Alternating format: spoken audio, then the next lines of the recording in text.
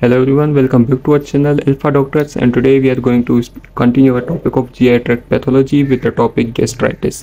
तो gastritis को हम डिवाइड करते हैं दो टाइप्स में, acute gastritis and chronic gastritis.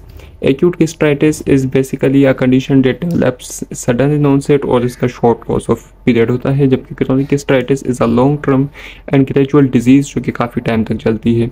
So acute gastritis is basically erosions that are mainly caused by three causes, जिसमें NSAIDs are the most common cause of acute gastritis. Other causes include burns and brain injury. So NSAIDs are basically non-steroidal anti-inflammatory drugs. So how does these drugs cause acute gastritis?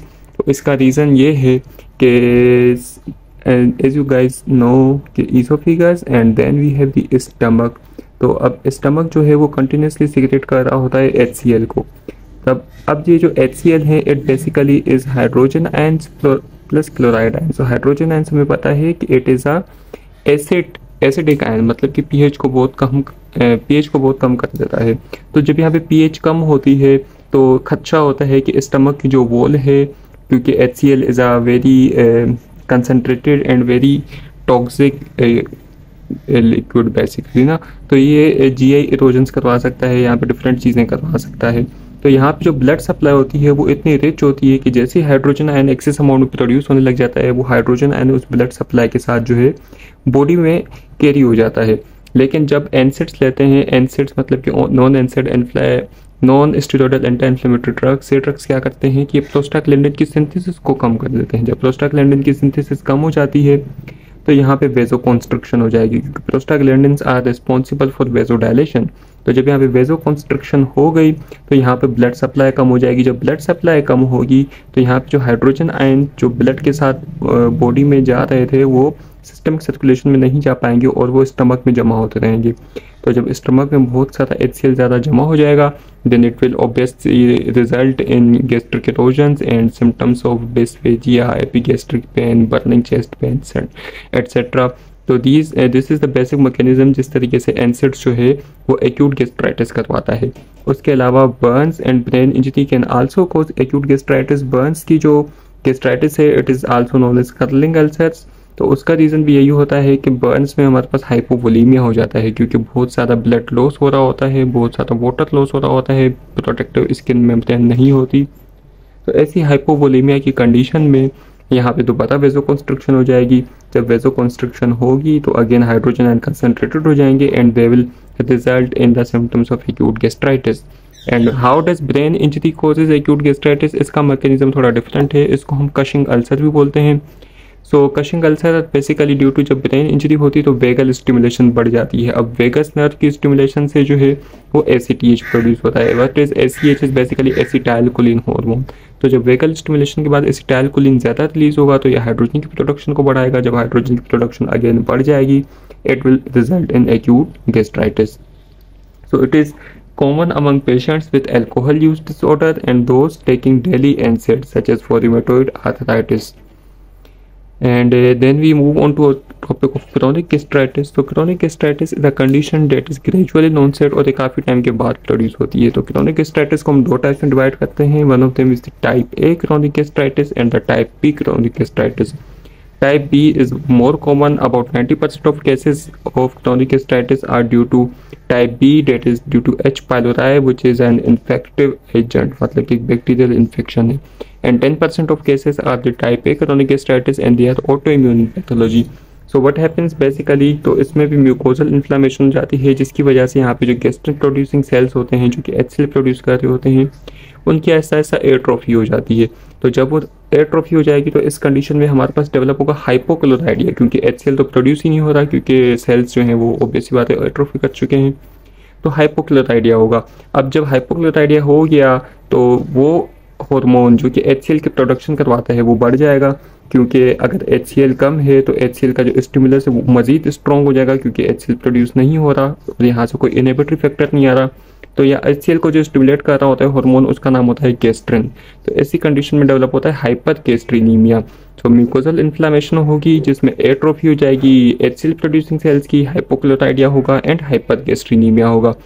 And क्योंकि वहाँ पे अब continuously 3 procedure हो रहे हैं, atrophy हो रही है, हाइपरगैस्ट्रीनीमिया होता है, एट्रोफी हो रही है, अगेन हाइपरगैस्ट्रीनीमिया होता है, तो इस कंडीशन में वहाँ पे इंटेस्टाइनल मेटाप्लेजिया डेवलप होने का खदशा ज़्यादा होता है, जिसकी वजह से एच पाइलोरी इंड्यूस करता है increased risk of gastric cancer. Then we have autoimmune chronic gastritis, that is due to autoantibodies to the hydrogen potassium ATPase pump. Again, this is the same pump that is responsible for the production of HCl. तो जब भी antibodies produce होंगे hydrogen potassium ATPase pump के खिलाफ, तो उस condition में auto immune disease है और इसमें एंट्रेंसिक फैक्टर की भी डिफिशियंसी हो जाती है. अब क्योंकि एंट्रेंसिक फैक्टर जो है it is responsible for the absorption of vitamin B12 in the intestine. जब इंट्रिंसिक फैक्टर नहीं होगा तो इस कंडीशन में पर्नीशियस एनीमिया डेवलप होने का खतरा ज़्यादा है, क्योंकि pernicious anaemia is due to deficiency of the intrinsic factor that is due to autoimmune pathology. ठीक है, उसके बाद आते हैं अगले टॉपिक पे, that is the Menetrier disease. तो Menetrier disease is basically a hyperplasia of the gastric mucosa. Chronic gastritis was the atrophy of the gastric mucosa and meningitis disease is the hypertrophy of gastric mucosa. तो इसमें we have हाइपरट्रोफिड the guy, मतलब कि for example this is our stomach and यहाँ पे hypertrophy हो के abnormal से structures develop होने लग जाएंगे, हाइपरट्रोफी की गाय डेवलप होने लग जाएंगे. They will result in excess mucus production with resultant protein loss. Protein यहाँ से ईजिली लॉस होकर बॉडी में लॉस होना शुरू हो जाएगा. And due to protein loss, there will be parietal cell atrophy and decreased acid production. It is a precancerous condition, and the symptoms include weight loss, anorexia, vomiting, epigastric pain, and edema. क्योंकि protein कम होता है तो कोटिक pressure कम होता है, जिसकी वजह से body में एडिमा डेवलप होगा. So this was the meningitis disease, and the last topic of GI pathology that we are going to study today is the gastric cancer. So gastric cancer में हमारे पास इसको हम ग्रोसली दो किस्म के divide करते हैं, intestinal type of gastric cancer and diffuse type of gastric cancer.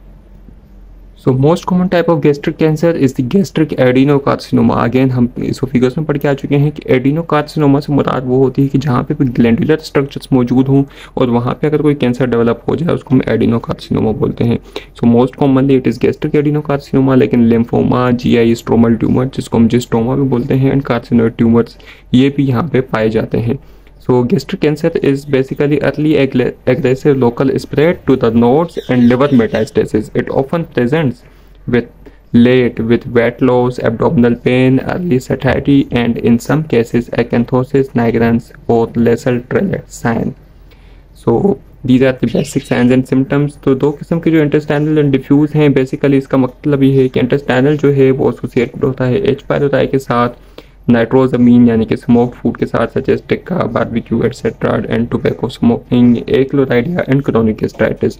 It is found on the lesser curvature of the stomach and it looks like ulcer with raised margins.